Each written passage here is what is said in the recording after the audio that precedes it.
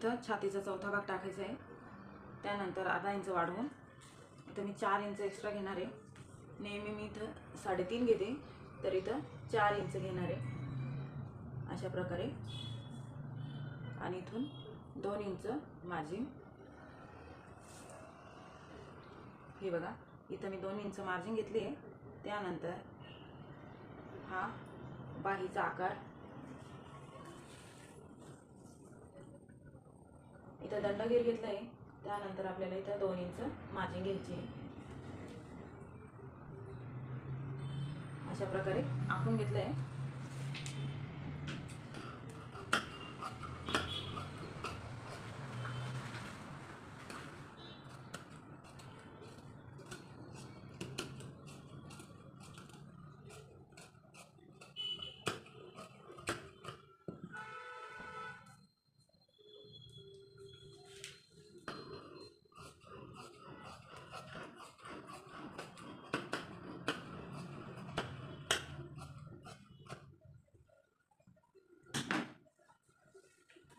इथं बाही तयार आहे कटिंग करून.